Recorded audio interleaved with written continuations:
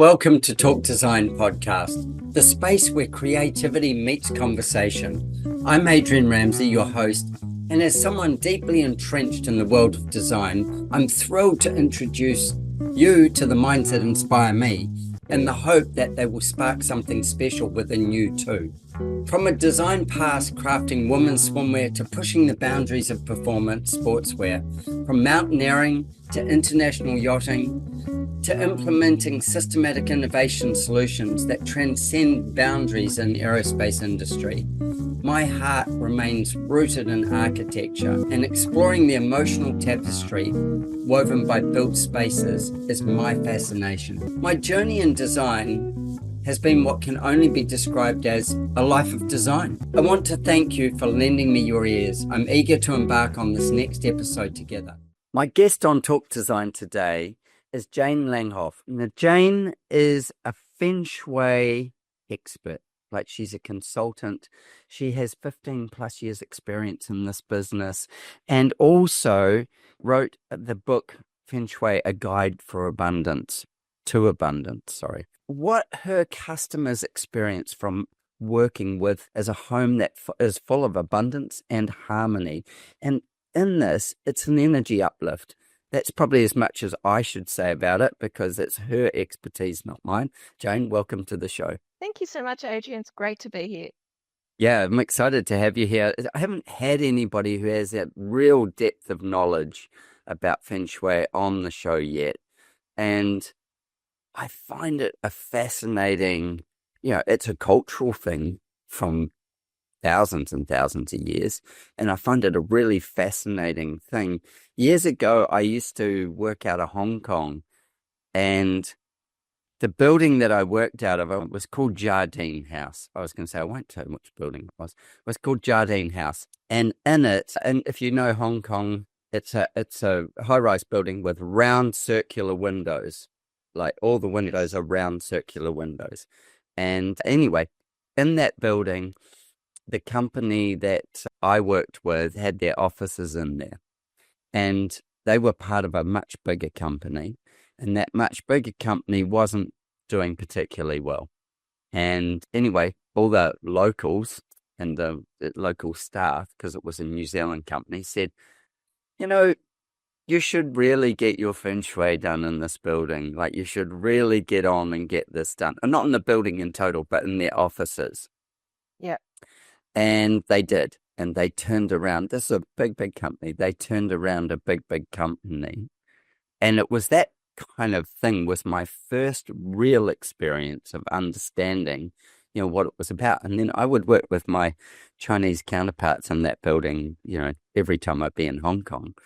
And I would constantly be saying to them, is that okay? Is that okay? Can we do this? Can we do that? Why don't you sit over here? Oh, because of that. And just get the sense of why things, how energy flowed in the way that they perceived it. So anyway, I'm sure you've got a million better stories than that, but that was my first experience of it. And ever since then, I've been quite fascinated by it. Yeah, well, Hong Kong is the heart of Feng Shui. Oh, So there's just so much going on in Hong Kong from a Feng Shui perspective that you can see. Yeah. Those buildings that have holes in them for the dragon to travel through and all of that sort of thing. Yeah. Well, I don't recommend that my clients cut big holes through buildings, and I'm sure that they wouldn't, the developers I work with. So we're working with a different audience here, but I work, in my business, where we're all about improving the energy, creating harmony for the occupants, and helping people to live their best lives within their buildings, while also maximizing the value and the property value as well. Well, that's a nice lot of, that you bring to the marketplace. Tell me, go way back, somewhere back there, how did you even discover it? What was the story? At what point in your life did you become aware of it? And then what made you choose to, I suppose, dig into it so deeply that you could really change other people's lives with it? Yeah, well, I sort of came across Feng Shui throughout my life as being in a sort of cultural mix, I guess, of where I grew up. because I grew up in Southwest Sydney, where there was a lot of sort of Asian people there. My friends were Asian at school. So I'd come across those concepts a lot. We didn't practice it in my own home. And then the funny thing was that my first career was in accounting. So I was an accountant for many years. And when a lady in my team had a Feng Shui book that had the 100 do's and don'ts of Feng Shui, and I had been renovating my own home at the time, and I was fascinated with this when she showed it to me, and I loved it. And I held on to it for ages and was really into design as I was doing that renovation. And then after a while, my husband and I had our first child, and a friend of mine told me to go and see this particular psychic. And this psychic said to me, Jane, your corporate career is over. You need to now go and study interior design. And I loved the concept because I had been dabbling in it with my own renovation. And then I went and found the best design school when I had this tiny baby. And halfway through the course, there was a break in the course. The cohort didn't want to continue on. And I went to the psychic again. This was, a year or so later. And she said to me, oh, don't worry about that. Now you need to study Feng Shui and combine the two. And I thought, you know what? There are a million interior designers out there. Why not get a niche? I think that sounds like a really good idea, being accounting minded. And so I did. And then once I opened those Feng Shui books, I knew that was what I needed to do. And I went and studied with the Feng Shui Masters overseas, and I've been doing it ever since and love it. I practiced it in my own home. I noticed energy shifts. I had more energy, even though I had a little baby. Things went from strength to strength in my business and went really well for my husband as well. Yeah. And then I started practicing firstly with friends and family, and then moved on to clients after that. That's awesome. That's so cool. I love the fact that, somebody just sitting in the office already had a knowledge of it or a love of it, and then went, oh, check this out. This is what we need to do. I think it's one of those things that a lot of people go, oh, well, it works. And, maybe you've got to believe in it. Maybe you've got to be like a disciple or something. How true is that? Like, does it make any difference whether people know or don't know that it's part of the environment? Look, I work with a lot of people who are not interested in Feng Shui for themselves, but they're building homes and they're developing with the idea that it's important to a lot of people in the community. And it's not just people with the Asian ties as well. The wellness industry is booming, and there's just so much scope for Feng Shui. It's just so aligned with biophilic design and the wellness space. And it's just important to so many people that it seems mad that you wouldn't actually consider it.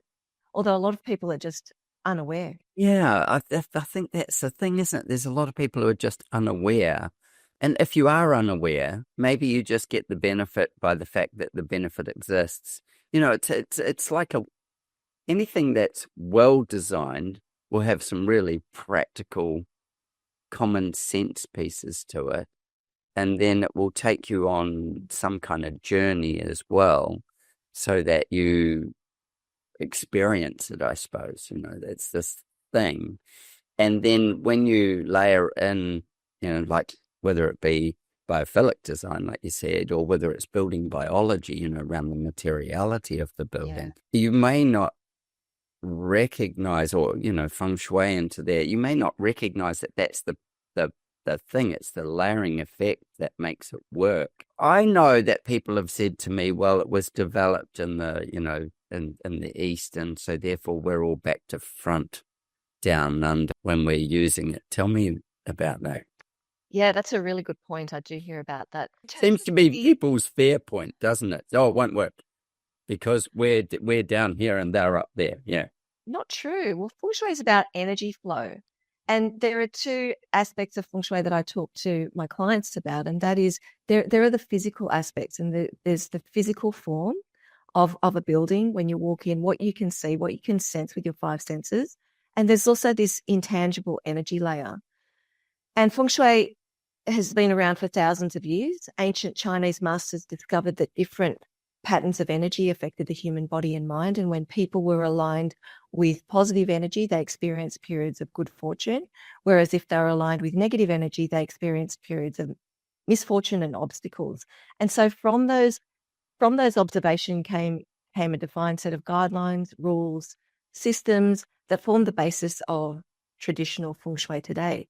So true Feng Shui is actually not based on superstition or religion. And when I talk about that energetic layer, this relates to the formulas and the systems that we use to analyze that intangible energy.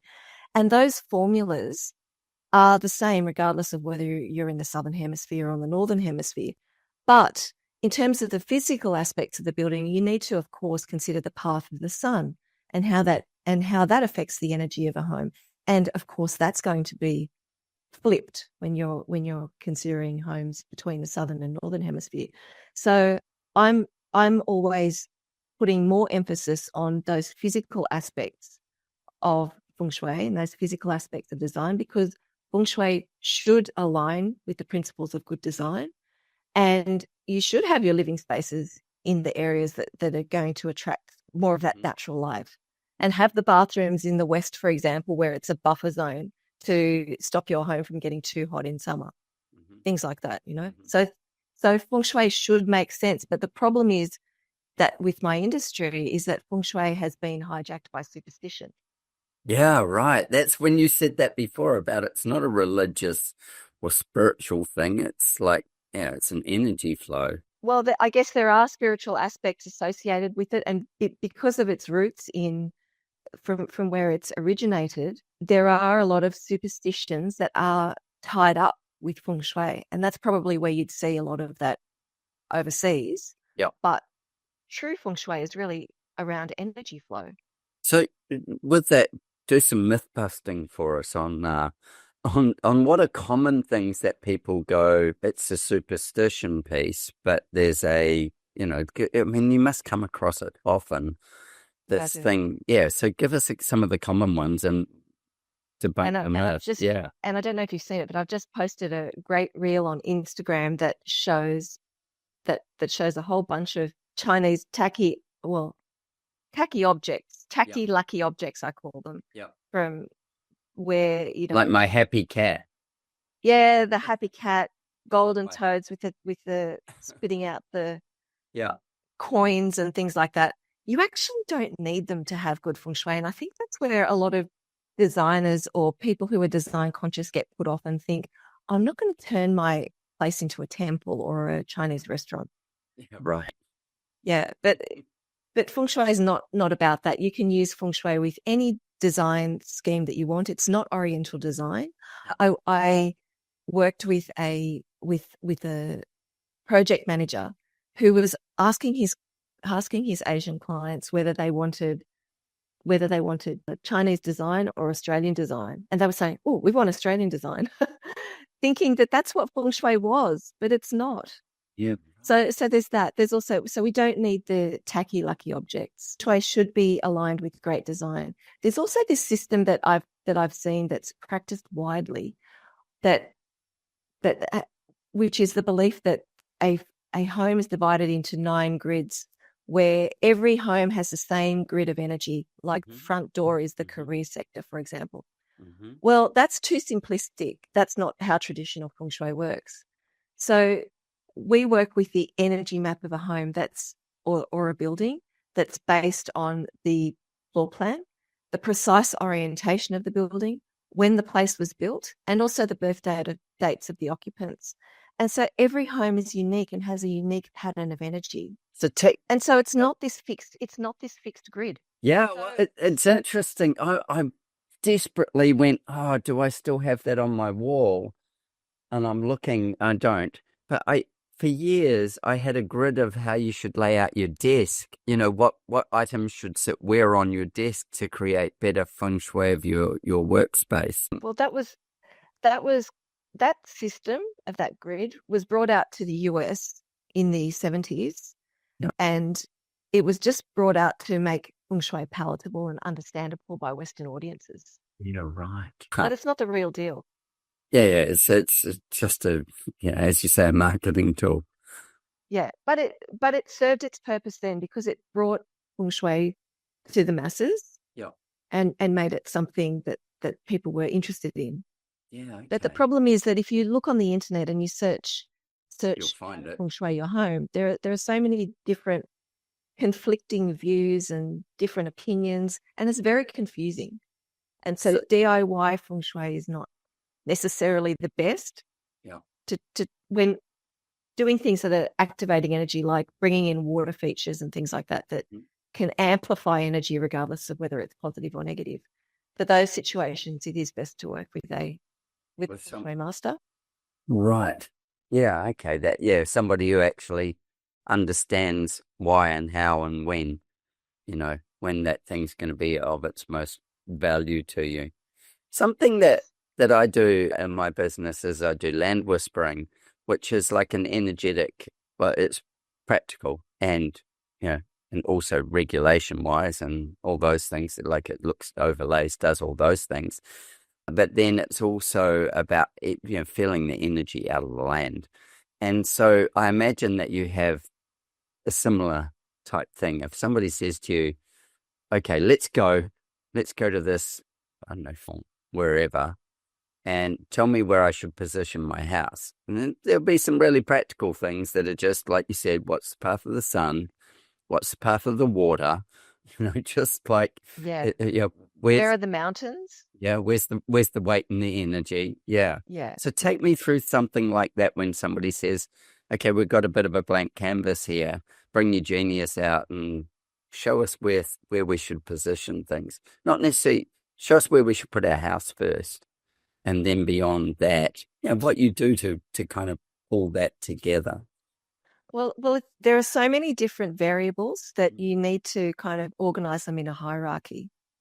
So, like you said, the practical considerations, they're super important Mhm. because if you're designing a place and you design it in a way that creates frustration, well, that's not bringing good energy into your home. So it must be practical. That's the way I see it. And we're talking about containing the energy as well. So we want to make sure that the energy can be contained. So if you've got mountains, having mountains or taller structures behind you, that's ideal. We don't want to be in an area where it's too windy. So we don't want to be right on top of a hill. So we want to be further down so that there's more protection. So it's Mhm. about being able to receive that positive energy and also contain it. So, for example, if you can imagine a place like Sydney Harbour and the properties around there, very, very auspicious locations, especially around, Hunters Hill, the eastern suburbs, where you've got that protected water. Balmoral is another great example in Sydney, where you've got that protected water.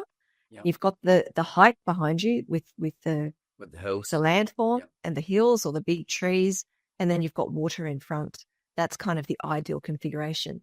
And if you don't have water, open space is like virtual water. So as I was mentioning before, a lot of the principles of good feng shui should be aligned with beautiful design and and practical and functional design. We should be we shouldn't be setting up our place to, where the With frustration. where with frustration or where you can't use your kitchen as it's meant to be used. I've been to clients' homes where they're not allowed to use they were told that they weren't allowed to use their stovetop, so they've pulled the stovetop.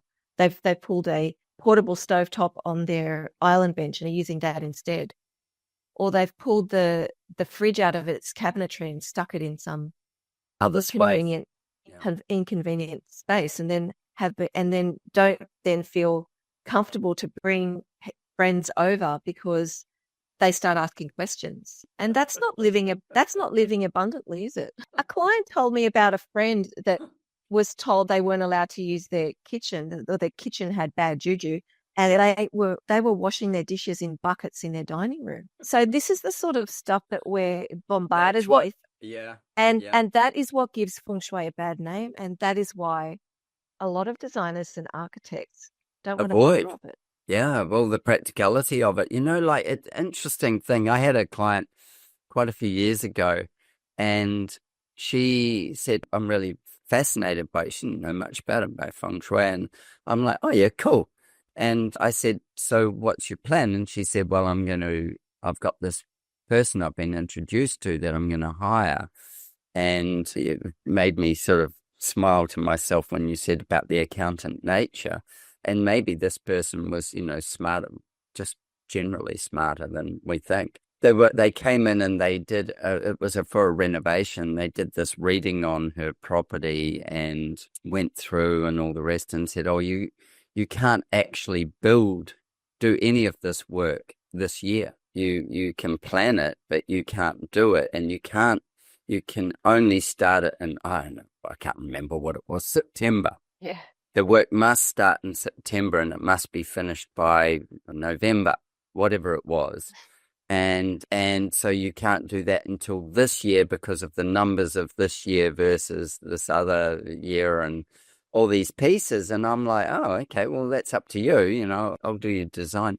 Well, we won't know how to finalize the design until we're in this quarter of this year, and just all these different pieces. And I said, well, I'm happy to work along with it. I'm happy to work along with your person, but maybe you should get me checked out to see whether I'm the right person by your Feng Shui person, to see if I should be the right person you work with. At which point I was, at which point I was told I was, but I went, there was a few practical things around, say, law changes, regulation changes that needed to be overcome as well. And they were going to change again. There was a date when we knew things were going to happen. And so she missed out on all those things based off what he did. And in the end, the project, I drew it. I never finalized the drawings. It never got built. Because, and I was like, no skin off my nose, really, other than I hate drawing anything that doesn't get built. My aim is you draw it because it's being built. You don't draw it because you want to draw a picture. I'm not really interested in drawing pictures for people. I'm being paid. I'm not an artist. I'm a designer. So I want to see the thing become something, I want the vision realized for my client. It's their vision that we're trying to realize. So yeah, that's that kind of thing. I've experienced it.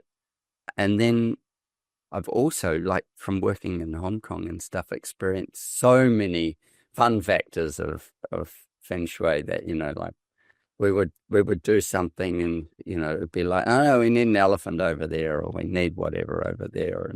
And, again, those probably tacky Chinese kind of symbolic things that they would use. Yeah. But I never went into one of the offices and went, oh, that looks shocking or anything. It was always, it was of its space, I suppose.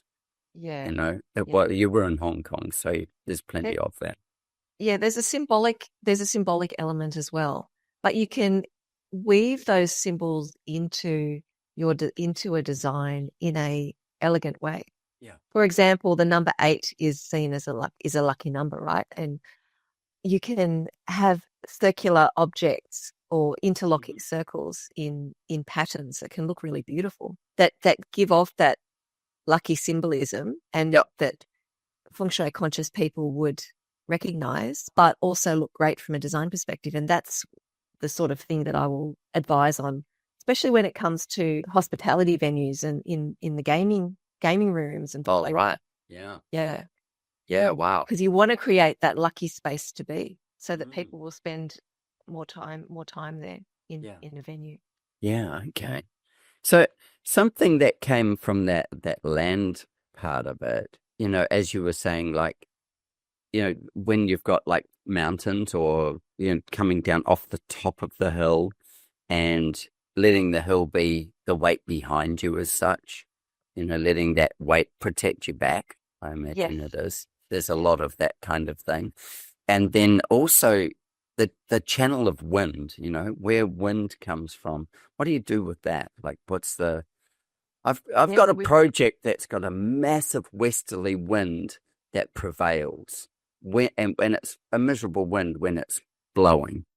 We want to avoid the miserable wind where we can, so we want the pleasant breezes, not the miserable wind. So you need to just build the property in such a way that's protecting. So there might be trees that you need to put in a certain place that Yeah, help to create that we actually buffer. have, it's an interesting property.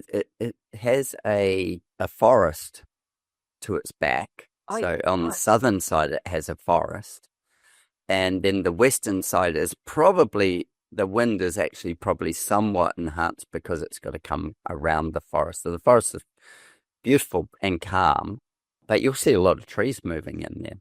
And then it's on flat land and it's very open to the west, north, and east.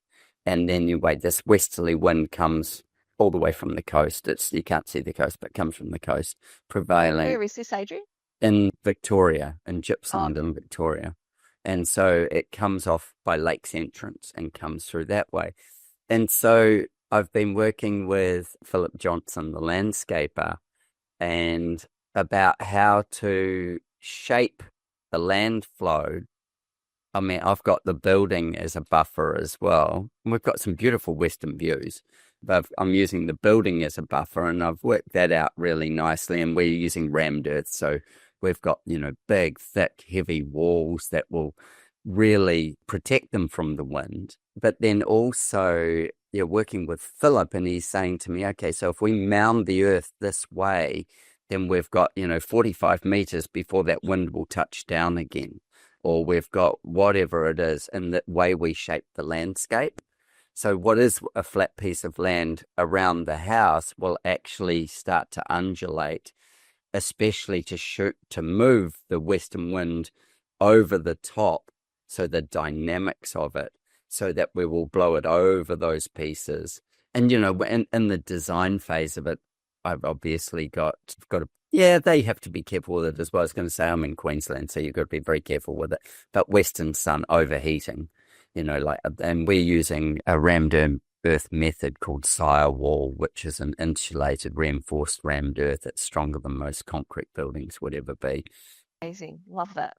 Yeah, it's like it's the world's best technology in rammed earth, and we can achieve 50 MPa if we want. We'll run at about 30 MPa of our strength, which a suspended slab in a building runs at 32 MPa. So it's but that and low cement quantities as well. So then our building biology part really lifts in the materiality, and I'm not sure whether with rammed earth, but rammed earth runs at a humidity level that doesn't allow for the growth of mold. Wow. So there's lots of very conscious decisions that were made for this home. And with it though, that westerly wind is, if you don't protect yourself from it, you will end up with not being able to have a usable property very easily. And to our west, we have some, I'd say, 500-year-old plus trees that sort of stand out against the forest, and they pick up in the morning. They light up, down like this in the morning. So they start dark, and then as the light falls down them all morning until they stand in full light. It's Amazing. really, really beautiful when you're on the land. And then in the evening, they become these big ghosty shadows. So as the light goes down behind them on the western side, you get all these, beautiful tree shapes out of them. Well, we don't like ghosts from a feng shui perspective. We try to avoid them. But spirits, have you ever come across that in your travels? I've never come across ghosts, although I say that. I lived in a house that had ghosts. Yeah, we had a house that we had to have a talk to the ghosts. Yeah. And just say, hey, you can leave. It's they weren't aggressive ghosts. Yeah, they weren't aggressive ghosts. They were, they weren't poltergeists. But yeah, it's really interesting. Years ago, I worked in a hotel in New Zealand in the ski fields, and there used to be a couple of rooms that would sound like parties were going on, and they'd be empty. Wow. Yeah. Yeah, it's like that gives me the shivers remembering that. Gosh. Well, that's something that I come across in my work. Go, tell us that. I work with people who have problems with spirits in their homes sometimes. Yeah. And when that's the case, I bring in the Ghostbuster. Yeah, right. So that psychic that I mentioned earlier on in my story, she's a spirit medium, and she clears those spirit energies. I'm looking up something while we're talking. Yep, go. She clears those spirit energies from homes, so homes or buildings. So the problem with that is that we don't want to have any spirits in the home, regardless of whether they're friendly or poltergeists, because it can cause all sorts of problems. So I've seen clients that have had problems with legal issues, with neighbours, sicknesses, dogs dying, splitting, fighting in the home, all sorts of things. And that when the spirits have been sent off to the light where they need to go, then things have, and we've incorporated the Feng Shui remedies as well. Mm-hmm. Things have completely shifted. Yep. How cool is that? You've got to tell me a ghost story, because I've got to tell you one. So you've got to tell me a ghost story that you've come across. Yeah, like a big one. Yeah. I'll tell you a ghost story that happened in my own home, actually. So when we moved into our home, it was owned by people who'd been living here for 60 years. Mm-hmm. And there was this particular smell in the front room that would not go. Yeah. And I thought it might have been the carpet or the free or something. Yeah. Yeah. And we were cleaning everything, but this smell was just kind of lingering on. And I had a meeting with my psychic spirit medium friend, and she said to me, "Jane, you've got a spirit in your home." She could sense it straight away. And she said, "I'm going to come over and clear it." Okay, so she came. That was not even being in your home. She could sense that from you. She could sense it. Yeah, she's really good. Yeah, wow. She's amazing. She can sense these things just over the phone. And then she came over and she said, "It's the previous occupant, that the old guy who was living here before. He's wondering where his wife went, because at the end in the home it was only the old lady that was left, and she moved out into a sort of a retirement village thing. And apparently the spirit of this guy who had died in the room, he did not leave. He didn't want to leave his wife. And so he didn't know where his wife was and who were these people, and he was confused." Yeah. And so she said that's what it is. And she was telling him, go to the light, you don't belong here anymore. You're okay. And so she sent him off to the light. And then she said, "Do you notice anything? Do you notice that the energy shifted?" And I couldn't notice a thing at the time. I was just quite gobsmacked by the whole thing. And then we went off to have lunch. We went off to Yumcha, actually. Yeah. And then we came back. And when I walked into the room, I noticed that the smell had completely gone, that this musty smell that had been in there months had completely gone. I didn't tell my husband about this. And then when he came in the home, I said to him, come in here and tell me what you noticed. And he said, "The smell's gone." And I was just like that. We had a spirit, and it was just completely, it was amazing. And then another time, also in my home, I noticed this weird smell of BO, this stink in my daughter's room. Yeah, right. So you're telling her, get in the shower. And I thought, is there some rotten clothes in here, or some food, or what's going on? The smell? And spoke to the spirit medium again, and she said, "Oh, it's like a bikie is in your daughter's room. A bikie had apparently gotten in the car with me from a building site, and come to my home, and had set up camp in my daughter's room, my teenage daughter's room." So it was disgusting. So you pick up random bikie spirits. Apparently, I picked up this random bikie spirit. He wanted to come home with me. And the funny thing was that my husband was walking up the stairs one day, and he said to me, he noticed this puff of BO up the stairs near her room. So it's funny that these spirit energies can you can smell them. So if you've got strange smells around your home, that could be a spirit. Yeah, that's fascinating. I can kind of relate to the teenage thing of, like maybe they just haven't, cleaned their room properly, or left a burger box under the bed or something, And then that smell completely went as well when she cleared it. So, one of the things I do in my business is if somebody lives in an existing house, whether we're going to build them or design them a new home or renovate the existing one, regardless of that, I will always try and meet them in their home before we design for them.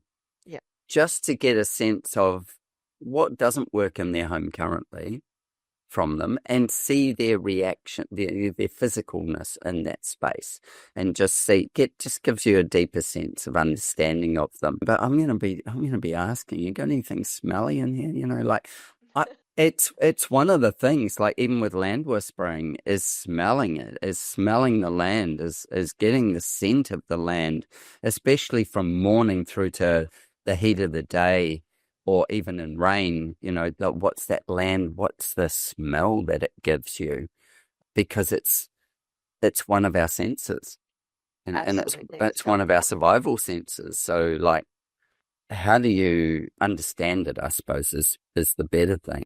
So the question to ask, Adrian, is what is the history of the property? What's the history of the land? Yeah, but then Then you can get an idea of what's happened there. Has there been any sort of tragedies that have occurred? Because that's really important to know, because that energy can be really heavy if there's been a crime Yeah, scene in the home, yeah. or if somebody's ended their life in the home. Mhm. Really important to know that sort of thing, because that's when you know what sort of treatment is required from a To clear that. perspective, or to Yeah, clear that energy. Yeah, I even want to know if there's been a lot of fighting, divorces, yeah, people have gone bankrupt. yeah. Get an idea of what that energetic profile is of the home. That one from, Jardine House in Hong Kong, they solved the problem with a wall. And basically they just had money in, money out was their problem. Yes. They weren't holding on to their money, and it was bleeding out of the thing. And they put a wall where Yes. there was a door.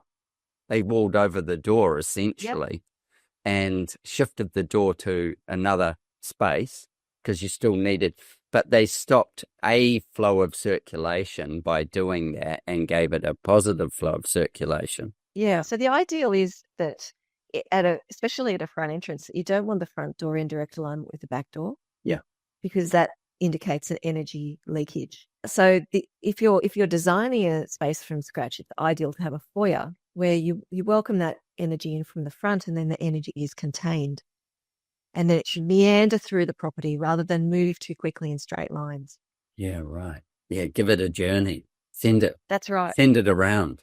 And then, I mentioned the energy map of a building before, and then if you can site the front entrance in a space that has positive wealth energy, like the wealth sector of the building, well, then that's even better. That's the gold standard.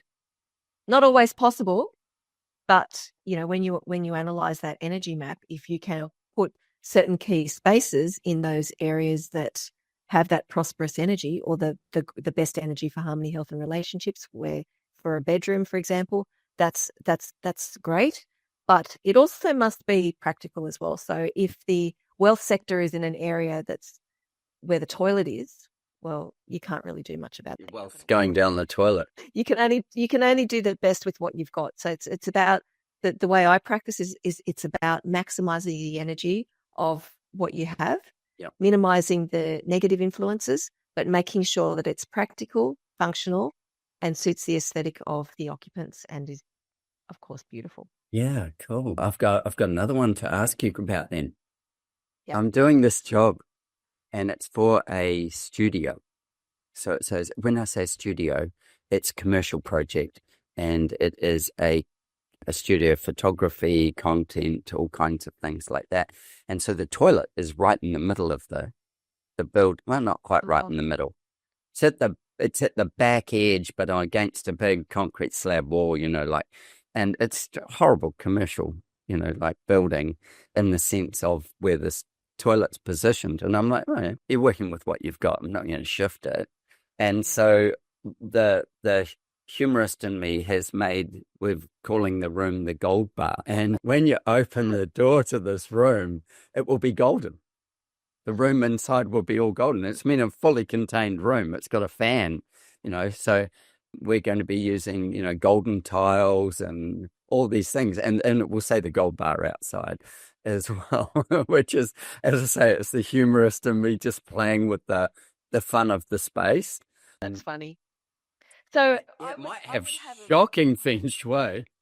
So yeah, so if that would be really cool in an area where you need to add the metal element. So when I mentioned the energy map, Yeah. the way we harmonize that energy around a home or a floor plan is by using the 5 elements that are used in Chinese metaphysics, and those, in traditional Chinese medicine and acupuncture, and those elements are fire, earth, metal, water, and wood. And what you're mentioning there is the metal element. And so if you actually needed metal element in that particular zone, well, that is the ideal to create that golden room. Yeah, right.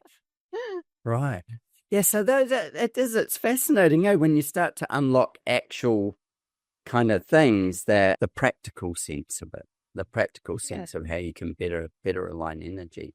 Going back to ghost stories, I interviewed a guy on the podcast years ago, a great guy, a sculptor, and his name's Wells Mason, and he's from Texas, and lovely, lovely, lovely human being. Like, we've met and hung out and all those things as well.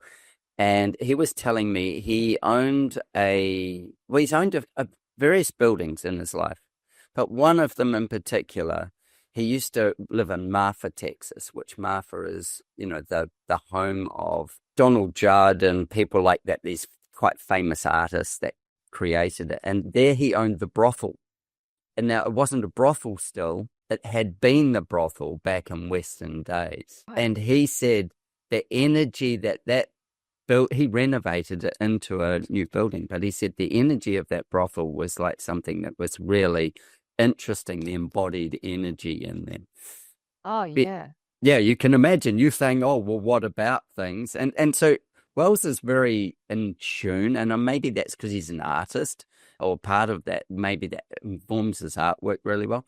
So in another home that he had, not that one, in a different part of Texas, he had a workshop, I think, at the front of the house, and then the house was behind, so it was kind of like a shed attached to a house. And it was split. It had a floor that you would work on. So imagine if it once, I don't know that it ever was, but imagine it was a garage for repairing cars. So it had a part that you drove in, and then there was an office that was just up a step. So it'd be like, you'll go up 5 stairs and you're in the office, can see out of the glass and see into the whole workshop. So he had this with metal and woodworking equipment and stuff in there. And the office is like glass doors, glass across, looking into it. And I think his son, was like, I don't know, 5 years old or something. I'd have to go back and listen to the podcast, but young, was in there with him, doing something. And next thing just does a total freak out, running, for his life kind of thing, screaming, yelling. And there's a person after him. And I don't think that's goosebumps I've got from telling you this. There's a person after him, and Wells is like, what is it? Like, what's going on? And he's getting into the office and closing the doors and, locking them. And Wells is like, it's the red woman or the red lady or whatever, something like that. Oh. Well, yeah, there you go. Now I've scared you. Yeah. Anyway, long story short, Wells is like, far out. This is extreme. And he could feel the energy, but he couldn't see the person. Kid could see the person. Yeah. Anyway, they get the place exercised, and across the road was again, this is like in a commercial zone, but across the road, I think there was a hotel, and they had this woman exercised from the hotel. But she'd set up camp across the road at his place and was a poltergeist, basically. Would throw things, do all sorts of stuff. Like this, on the podcast, there's quite a story of it. And as I say, they had to get her exorcised out of there as well. Yeah. So why the red woman? Why was that like? Well, that sounds like the woman of the night wearing red, right? Oh, right. Yeah, possibly. Yeah, maybe. Yeah. Yeah, different from the brothel he owned, but clearly he probably brings them with him. Possibly. It might have got They jump on the truck. Yeah, they jump in the truck. Yeah, come on, let's go. That kind of thing of, spirits traveling around and going places. I've never even considered it before. You've experienced it. I'm like, Well, I know my that it was mind. happening, but apparently that's how it occurred. Oh, wow. That's so funny. Well, I mean, it could happen to all of us. Yeah. Well, apparently spirits attach to people as well when people have leakages in their aura or something like that. So I've heard. Okay. Yeah. Yeah. I'm sure I've Not got me. you. Not me. I'm protected. You're protected. Yeah, protected. Some days I wake up wondering who I am, so maybe I'm not. It's so fascinating, though, isn't it? That how energy flows and energy creates, and what that does, and then to be able to best harness it. And, you made the comment earlier, the wellness industry is just going crazy. Gangbusters. Yeah. I mean, I think of the wellness things that I'm designing and stuff like that into people's homes, and how that's, such in my design, it's always been something I'm very conscious of. But, we've gone from, we used to have a wardrobe in the room that you open the cupboard door on, to having a walk-in robe, to having a boutique that's the same size as the bedroom, if not bigger, that lays out all your stuff and looks like you're shopping. To the next level is a spa. It's no longer a bathroom. We're elevating the bathroom and that whole space to a spa. The number of saunas, steam showers, spaces for massage tables, spaces for massage, meditation, yoga, all these different spaces that we designing into homes. And I've kind of gone, it was around, definitely been around a long time, but it was around, and a lot of conscious movement I felt towards it pre-COVID, but nothing like, I sort of go, COVID was like jamming your foot on the accelerator and just going, okay, do this to it. But then COVID's just a moment in time. It's like I feel the energy of it and see the energy of it just going beyond. It was a catalyst, I guess, because people spent so much time indoors, and they started paying attention to the energy in their spaces. Did you 90% of our time indoors, right? Did I what? Yeah, I was going to say, did you see a real upturn in inquiry and stuff because of COVID for your business? Yeah, I did, especially when it came to, well, I was able to work during COVID. Yeah, essential. Yeah, but especially when people are building, when I'm helping people with their building and renovations, people were asking about study spaces, and working from home was a really important thing. Yeah, and you've seen now that there are a lot of designs have little study nooks and things like that, but a lot of them aren't really very auspicious places to work. We don't want to be tucking a little study under the stairs, for example. It's not going to bring you much of a sense of abundance. So you don't want to be living like Harry Potter, even if it looks really beautiful. Not ideal. It's not the abundant energy that you're looking for from the space. That's a really interesting thing, that, isn't it? Like when you're saying that, I'm looking around my office. So I work and podcast from the same place. And I have a massive picture, like really big, a Mark McGorry Western picture of 3 cowboys, which I had upstairs in the house. And my wife said, I feel like I've got 3 men watching me. And not one of them can you see their eyes. But then they sit directly. Let's say not one of them's looking at me. They all are not, you can't see where they're looking. One's in my case, to the east, to the north, and one's to the south, and the other is to the east, where I've got it in front of me. And then I have a Steve McQueen picture over on the other side, which is him giving the fingers from the movie Le Mans. And then I have 3 Buddhist cards, which pictures of Buddha directly in front of me. That's an interesting combination. The cowboys and the Buddha? Yeah. Yeah, maybe. That sums you up, I think, doesn't it? Probably. Pretty close. You're a Zen cowboy. Yeah. I like I suppose the thing with with the cowboy thing is you can't fake. You can dress like a dude, that's fine, but you can't actually fake working. They're on the land, they work in the elements, they work with animals, they work with, you know, pieces of nature. You can't fake that. You can go out and pretend, but you can't go out and do, and they go out and they do, and they do it hard and they do it easy and they do it, like it becomes ingrained in who they are. They're living with the land. They're to thrive, their ability to understand the land is critical. To survive, their ability to understand the land is critical. It's like when we go to design a home somewhere, let's just say it's, with these farms and stuff. The first thing I do is start looking around at all the neighbors. I want the oldest neighbor who's lived there the longest. And they live on the land because I want to know what they know, which is what do the weather patterns mean? What does this mean? How often? What's the cycle? Is it 10 years, 8 years, 5 years? What's the cycle?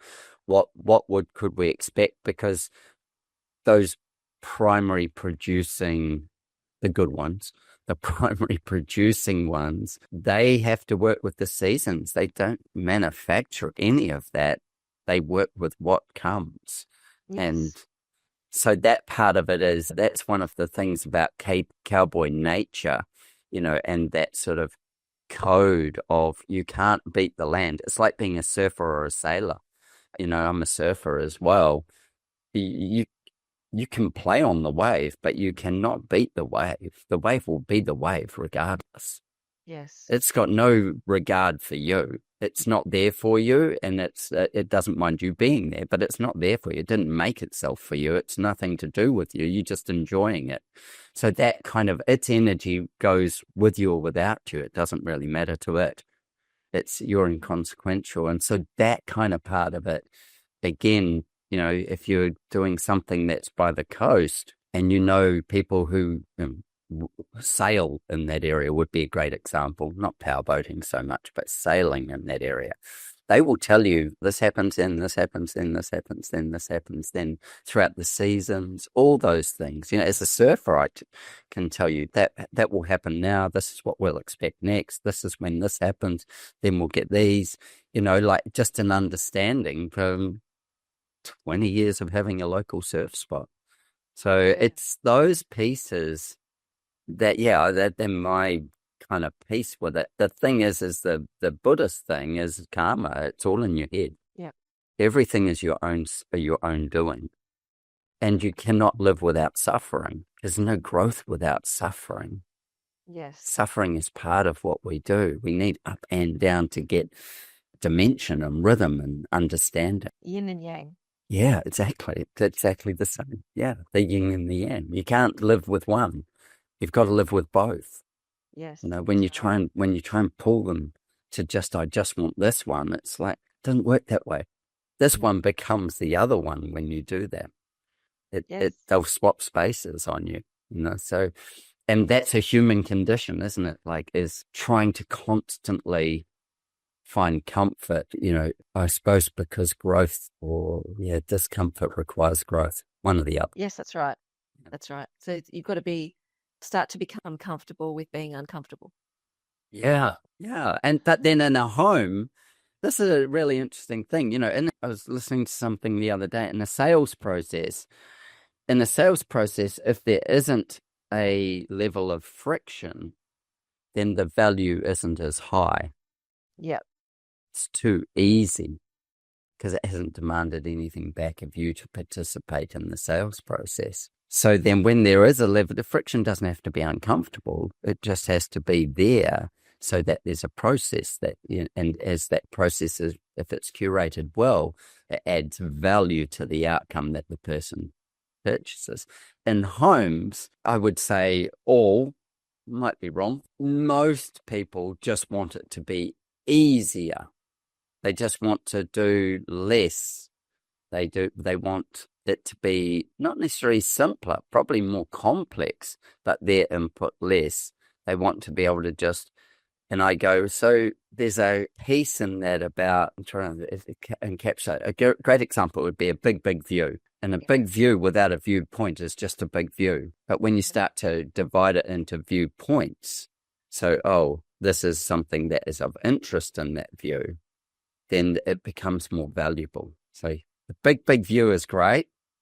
Then how do you focus with orientation, movement of how you might make people stand and stuff? How do you focus them onto things that actually bring magic? I'm doing a project at the moment. There's a beautiful, incredible sea view to the north. And then there is on the western side, which we don't want too much heat from. We're on a hill and we're facing out to the to the north and the west. And so we want to block the west a lot, but we know it's got great sunsets. So we want to play, but we just don't want to play with all of you. We want the piece we want and we don't want the other. But then also the beach has this gentle curve that you look down and it curves. And so that little curve in the corner is the most intimate part of the view because it journeys your eye as opposed to just that captures your overall. And you'll journey because there's some headlands and stuff like that. But then, the curve of this beach is capturing and it tells you it's here and there, that you can travel on it. And so how do you put that viewpoint? How do you construct the house and the angles that we may use to bring that viewpoint into play? Because it actually gives you a much more intimate sense of where the beach may go and come and go from. Amazing. We do love curves from a Feng Shui perspective. Okay, so the current theme of everything with a curve on it. It's great. Yeah. Yeah, organic shapes and curves, much better than very sharp sort of edges. Okay, so tell me about that with male and female energy. Well, I want to see where you go. So I often have this conversation with people around, I will say to architects and designers and other people, do you feel that building is got more feminine energy or more masculine energy? And choose a building that's right in front of them.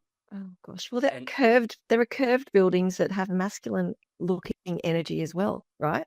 Yeah, of course. Yeah. Like the Crown building in Sydney is a good example of one. It is, eh? Do we just leave it at that? Yeah, I think so. Google it.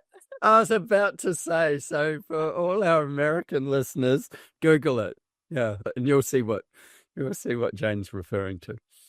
Yeah, those are monuments as well. But yeah, like that thing of the energy being masculine and feminine, how does that relate in Feng Shui? Well, we don't like to be too feminine or too masculine. It's nice to have that balance, but the space needs to actually suit the occupant as well. So it depends on who's living in the space too, and depends on what the function of the space is. Okay, yeah. So bachelor pad versus what do girls get to call that when they just live on their own and have their own lair? What do they call that? Well, I don't even know. Oh, neither do I. I mean, everybody goes, oh, it's a bachelor pad. That clearly seems to be a defined genre. Yes. And then what do girls get? And that's why I said their lair, because I have this friend who is in London and she says to me, welcome to my lair. It's like, but that's her little fun joke of it. It's like, me too. It's her space. It's like, yeah, you're captured here. This is mine. Yeah, but it's just her having fun with the wording. But I've never considered what do we call it? No, we'll have to make a name for it. Yeah, okay. Put that on your task list. But earlier you were talking about bathrooms and bedrooms and turning things into spas and so forth, and I wanted to touch on that wellness space. Yeah, there's a real trend towards people having bathrooms that are open onto bedrooms where you can see everything. Mm-hmm. And that's not great from a Feng Shui perspective. We want to keep the bathroom energy and the bedroom separate, more contained. Tell me about that. Well, the energy in a bathroom is considered dirty energy, right? Unclean, Yeah. unclean energy. And we want to just keep that separate from a space where you want to create that nurturing, peaceful energy. So, and then if you consider the practicalities of it as well, when somebody's getting ready in the morning, when one of the people, Yeah. if there's a couple, someone Yeah. has to get ready early in the morning, the other one wants to sleep. If it's not your lair. Practical. If it's not your lair, yeah. Yeah. If it's not your lair, that's right. Yeah. Yeah. No, there's definitely that element to it. There's a massive rise in what I would say is resort style homes. People want to, I think this is sales talk more than anything, but people want to feel like they're living in a resort every day. Yes. Which elevates what happens to resorts, because then they've got to do better than the home. Otherwise nobody wants to go there. But with that resort style home piece, there is a lot more open bathrooms, and not necessarily the toilet is open, Yeah. but the showers and baths, baths and bedrooms. Yeah, from doing Dream Homes Revealed, I can think of a number of homes that I've gone to where they're very open spaces. The transition across is very open, and often interested, depending obviously on the design and everything else, but often not on camera, but off camera, we'll have big chats with the architects or the interior designers about who is the customer and how do they live with this. And I mean, one of the things, the beauty of doing that TV show is that I go into all these other homes that other people have designed, and there's lots to be learnt from just experiencing so many other homes. And I mean, I do that anyway with my own architectural tours and around the globe, and also going on architectural conferences and stuff like that, often in other. But they'll culturally be quite different sometimes. Whereas in Queensland, where I do the show, culturally there's not a lot of like shift and change.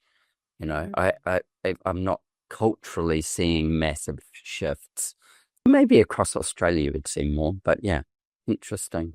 So that part of it, that open bathroom kind of concept, resort style. I think it's okay to have a resort style bathroom, but just not have it direct or open to a bedroom, and have the bedroom as a more of a contained space, because there is this idea that a bedroom needs to be this humongous space that's like a living room with massive doors and everything open and TVs and whatnot. But a bedroom, if you think about the function of it, it's meant to be a restorative place where you feel nurtured and you can relax, and a status for intimacy and privacy, and yeah. So then take me from that to, I often will have this conversation with clients around their ensuite, especially, because that's when we're talking about ensuites in this area. Yeah. Not only, but we are talking about ensuites, and then how they view their ensuite. And women often will view it very differently from men.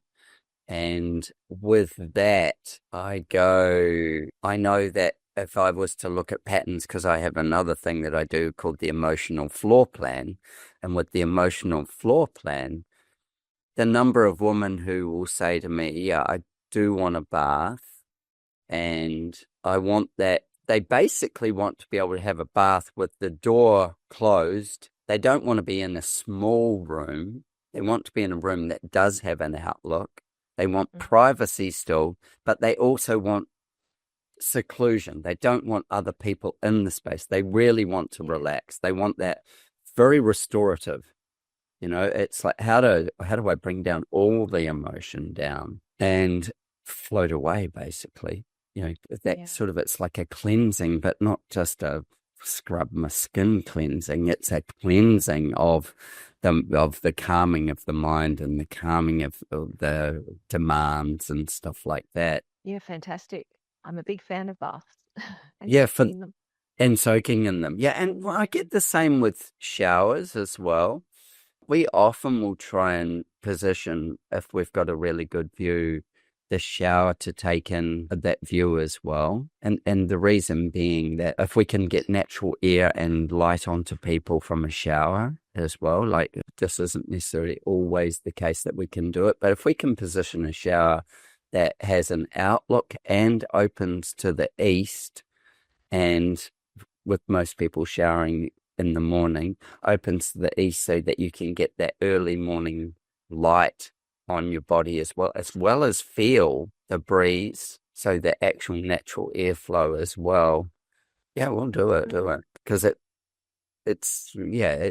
well, you tell me from Feng Shui point of view. I'm just telling you from my romantic notion point of view of enjoying it myself. I think it sounds lovely. Yeah. So I'd be worried about the sun on my face and have I got sunscreen on?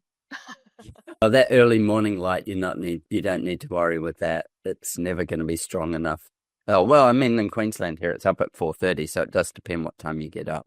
But yeah, that, and then also if we can have a shower that's on a western side, of a home, like you said before, with bathrooms, we know here in Queensland that that's going to super dry. That wall will contain more heat. Yes. Than the other. So then we're really drying that space. So we're using that heat from the outside, whether we're bringing it in via windows. But the values of our walls and stuff mean that we're not getting really any penetration there. But if we can do that with some natural airflow, then we're drying that space where, it's great for that environment. Exactly. Reducing the dampness and just the overall mold. Yeah. Growing. Just that whole thing. How does Feng Shui go with mold? Not good. We don't like humans. The only mold we want is penicillin. Yeah. So yeah, that's right. No, not good. So as when I do a consultation in a home, I'm looking for signs of mold as well. And quite often there's people who've got respiratory problems. They've got mold. I can smell the damp in some houses. Yeah.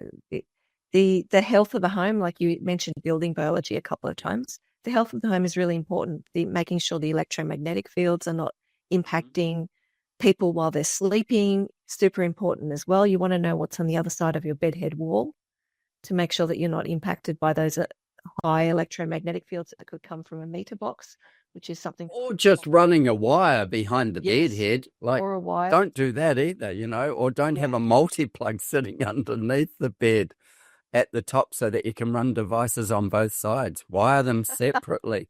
Bring them down the wall separately or up. Don't sleep on top of your mobile phone either. Don't have your mobile phone under your pillow. Oh, yeah, I know. Yeah. That's so interesting, isn't it? But that, again, hidden but not hidden energy. Yes. And that actually has a tangible impact on your ability to sleep. Yeah. And therefore your health as well.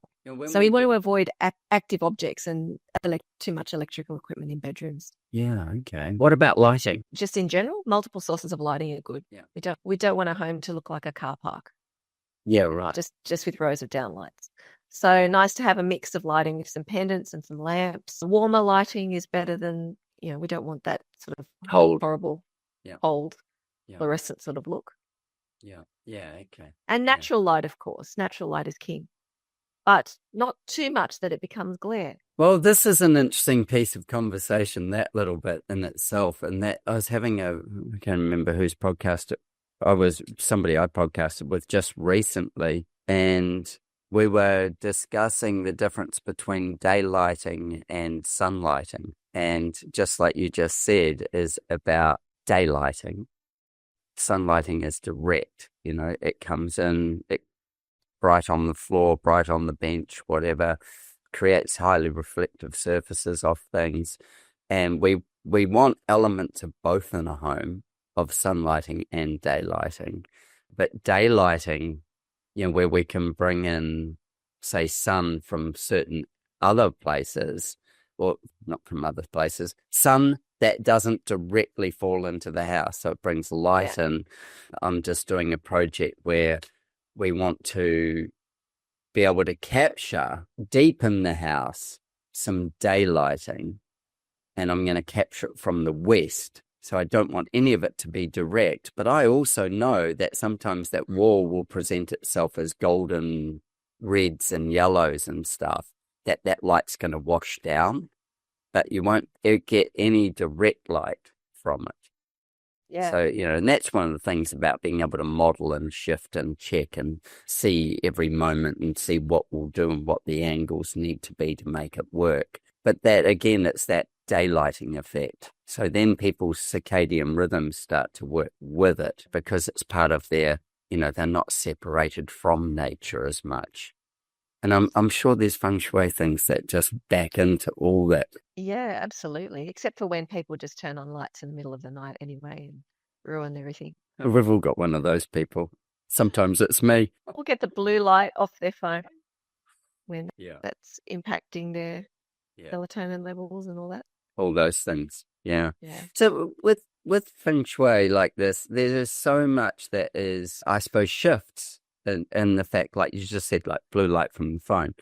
The principles are from, thousands of years ago, and then you're bringing them all the way into now. Yes. As We have to consider feng shui for modern design, don't we? Because that's how we live now.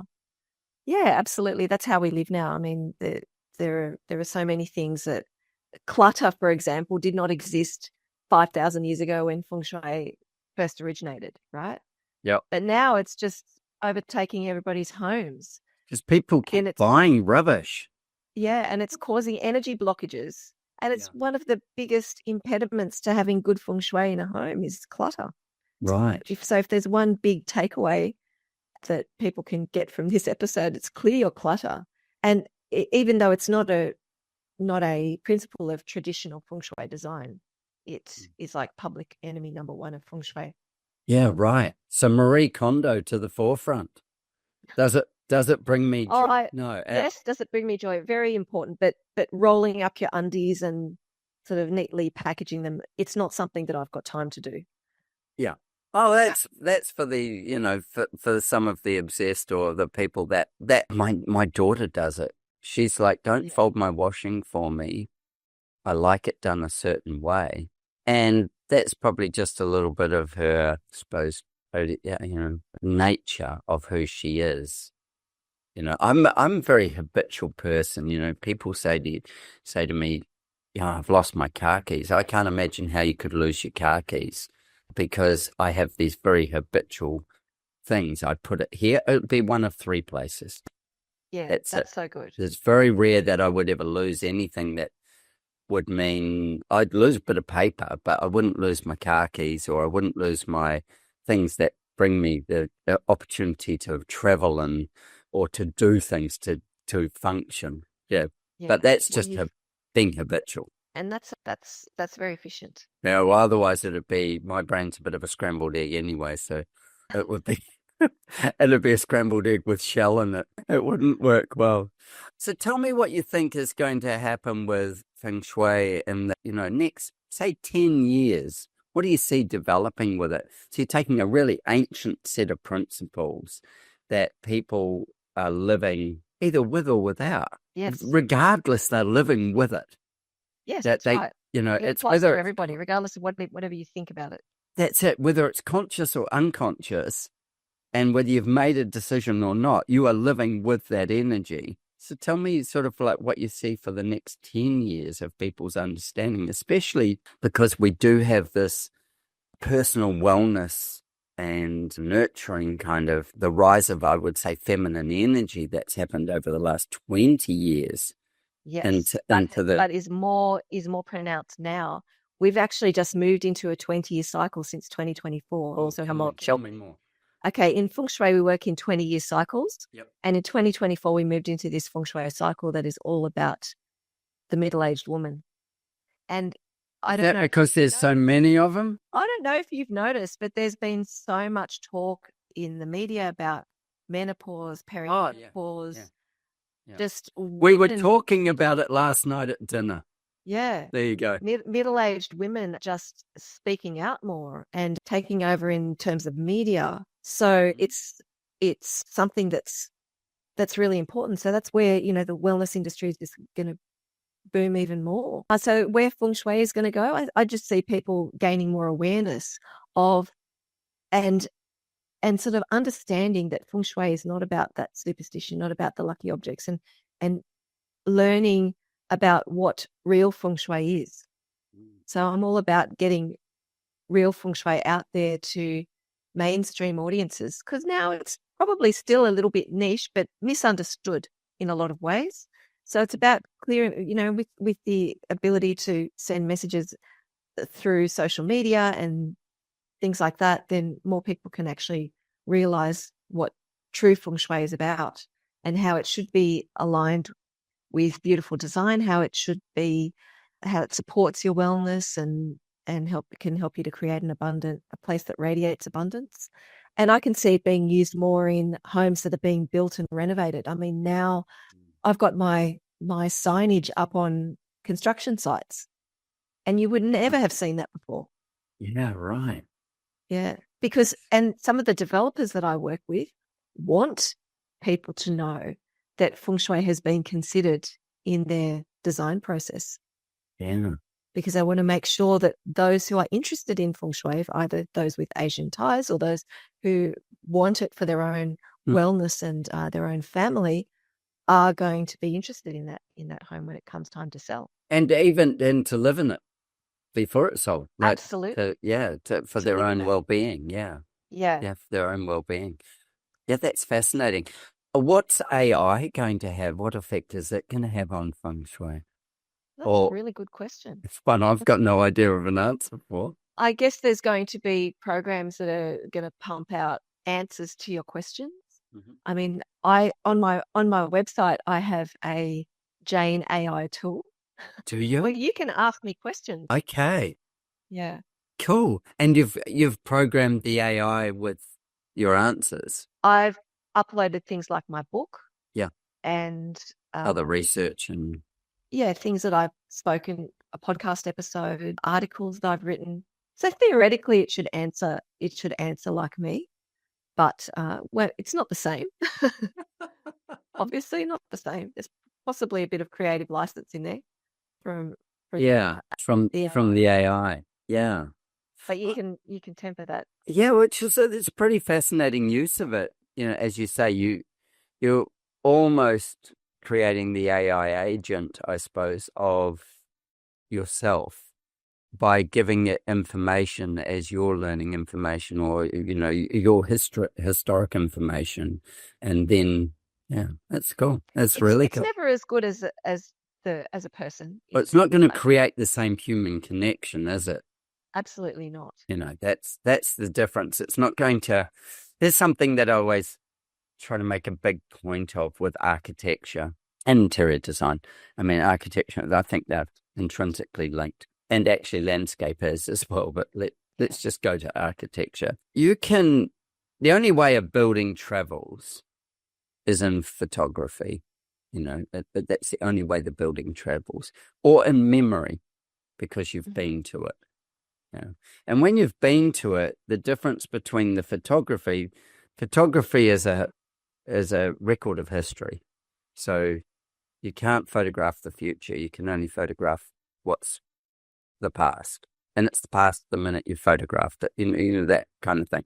So if you look at photography as a way of making buildings travel, what happens is when we, look at a picture of a building, and we will have either a tied memory or a recognition where our brain will try and put something together that makes sense of what we're seeing. It will have some sort of story to it that our mind will construct. And in it, it's constructing feelings we've had from different times into it. So a great example would be the Thorn Crown Chapel in Arkansas, which is this, Ife Jones designed it. It's this amazing, anybody who doesn't know it, look up Thorn Crown Chapel, and it's this amazing small chapel that's all glass and timber, and it's transparent, but then the timber does all this amazing work with how it forms the building, and you see it. And for people who have never been, you will see it and then let your mind go into what's it telling you and what's the emotions that you start to experience when you look at it. does it bring you a sense of joy? Does it bring you one of trying to understand analytics? What does it do? When you've been in it and sat in there or breathed in there or both of those things, hopefully, because otherwise you probably don't come out. Well, you could stand them, but you want to do the breathing, whichever it is, do the breathing. But that moment, those moments of experiencing it when you're walking towards it, once you're inside it, as it opens and changes its form to you as you go through it, as you hear the density of, parts of it, the resonance that it has inside, all these things, embedded emotions that we carry with us once we've felt it and experienced it. And so it's one thing to view it, to view architecture or to view into beautiful interiors. We can all do that on Instagram all day long and make your Pinterest boards and all those things, but to feel it is completely different. And so the only way to often experience something, it's a bit like, you being able to smell the mustiness in that room, that or the BO, is actually, it triggers things within you, and it shifts your perception and feeling of a space. Yes. And so the value of going into lots of places, the value of traveling, the value of all those things is actually the feelings that it leaves you with, and then what those feelings, how they manifest into other, especially if you're creative that's making things, how they manifest into creating more things. I imagine every home you go into, you run your Feng Shui filter like crazy. If you were doing the TV show with me, you'd be like, yeah, hold on a second. or, oh, wow, that's really good. Or that's like, oh, what a missed opportunity. I often think that's the biggest thing, is what a missed opportunity. Exactly. And that's what I think people are going to realize, is that there are missed opportunities if you're not considering Feng Shui in building design. There are some people that just don't get the fact that if there is a big Feng Shui mistake in a property, that those who are into Feng Shui won't even set foot in the building. They'll take one look at the floor plan and they won't show up. And so there's a real loss of value there. Yeah, absolutely, for the sake of having it right. Yeah. So something that Frank Lloyd Wright, the very famous architect, is well known for is a couple of things, but one in particular is he usually hides the front door. So he doesn't make the front door the most obvious point of the building. Is that good or bad Feng Shui? Not the best from a Feng Shui perspective. We want to at least know where the front door is and that it's obvious, because we want the energy and opportunities to arrive at our front entrance. Right. Okay. And the other one that he's very well known for is compression and release. So, he'll tighten a space when you come in often, and then he'll release you into a bigger space so that you get a sense of change. Yeah, that's yin and yang. That's plain yin and yang. Right. Yeah, I'm okay with that. Yeah, cool. And I see that in places where the land is sloping away at the back, where it's smaller at the ceiling height is lower at the front, and then it opens up to the great room at the back.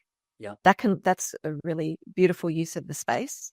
I mean, ideally, in a Feng Shui perspective, we want the land to be sloping up at the back rather than sloping down, if possible. But you just make the best with what you've got and go with the flow of the energy of your surroundings. Yeah, absolutely. As you say, that is the key. That when you first started it, we were talking this podcast. We talked about the fact of how a house is positioned, and the number one thing that makes a difference to every home is its orientation. Yes. And its ability to capture light and air, and then all the other things that go beyond that. I often say to people, look, there's only a few free things that we get out of life. And one is the sun comes up. We don't pay for that. That just happens. We got that on birth, that we could experience a sunrise and a sunset. We got the wind and the air. So we can't turn those off. And we get water. So Yes. we get rain or bodies of water, the sea. These are all things that we don't pay any extra for to have. Everything else that we get, somebody's either taxing it or taking it in some other way. There's some other thing that goes with it. So if we don't maximize those three things into whatever we do, and water's the one that's I find the most interesting in those. When I say the most interesting, that could also be the most challenging, because water is obviously, we build our buildings to be watertight and nowadays even airtight. So we can still put air through a building, but we don't want to run water through a building unless we're very much in control of what that water is going to do, because it will degrade the building so quick. Yes. And so, yeah, but taking those elements and maximizing what we can get from them. And if we're in somewhere that we get, beautiful, like where I live in Queensland, we get some really great rainstorms. How do you engage the nature of those rainstorms, not just reject them? Where's our opportunities? And I'm sure Feng Shui has lots of, practical method around that. Yes, fascinating, isn't it? So if you've found this podcast fascinating, Jane and I are going to be on stage together doing another podcast with a very conscious, sustainable builder. And we're going to be on stage making a podcast in Sydney the 7th of May. And I think it's at 1:50 in the afternoon. And it's in the afternoon. Is it 1:30? 1:30. Okay, okay, good. Thank goodness one of us knows. I'll see you about 20 minutes late then. I'll have it right by the time we're there. Yeah, we're going to be discussing sustainable housing and the elements of how Feng Shui affects that, how from a building's perspective it's affected, and the design perspective it's affected.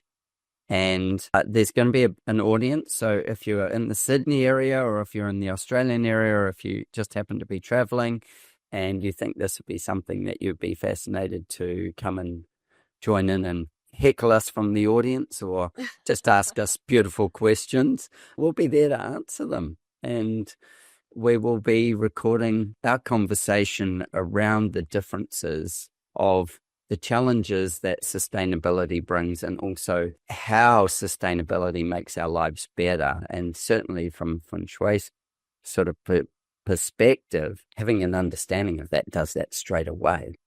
It makes it a more sustainable space. Yes. Bit of fun. Great.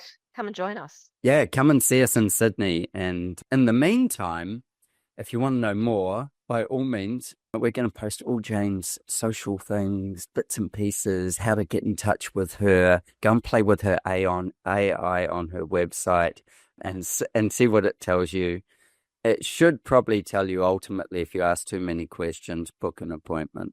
I'm hoping it gets to the point of that at some point where it goes, yeah, you got a lot of questions. You actually need to talk to Jane. That's going to be your more important where the questions will be answered. Everybody's situation is somewhat unique. Every piece of land is somewhat unique. Everywhere where you are. Unique, completely unique. Completely unique, yeah. And so why not, if you want a life that's full of harmony and abundance, why not engage it and step into the space and get the expertise that helps you get that? How do you go consulting, say offshore? I do online consultations offshore. Yeah, cool. Yeah, right. Or else I fly out there depending on what the client needs. Yep. Obviously, it's best to be in a space in person, but I can absolutely help clients by analysing their floor plan online as well. Yep. And through video and Zoom. Yeah, of course. Yeah. I mean, we design projects all around the world. So the same happens for us. Sometimes it's always lovely to be there and visit. And we've never had a project done project in India that I've never visited. But like in general, again, those same things, it's about breaking down the elements and then trying to work through those to find out what we can. Nothing beats standing in the spot though. Yeah, and I love working with designers and architects as well. I don't take over, so I slot in as another consultant. Yeah. And the Feng Shui elements are meant to inspire the design, Yeah. some of the formulas that might say, you need to face your bed a certain direction. We might not have to do that because of the practicalities of the design as well. So it's always about creating something that's practical and functional for the living inside there. Yeah, I love that about your approach. This is about how humans live, and it's got to be practical. It's not like you're gonna have to tear everything down and turn it over and do whatever. It's actually, how do we take what we've got and make the best of it, and increase the livability. Yeah. And without the fear as well, without people get freaked out about some feng shui issue in their homes, and we don't want to freak them out. We want to give them peace. Yeah. Bring them abundance. So that they love their homes. Yeah. No, I love that. Well, thank you so much for your time and being so enlightening with your conversation. It was great storytelling. I really, really enjoyed it. And the fact that, like if you're parked somewhere and you leave your car door open, watch out, a spirit could come home with you. I'm going to leave that in my mind.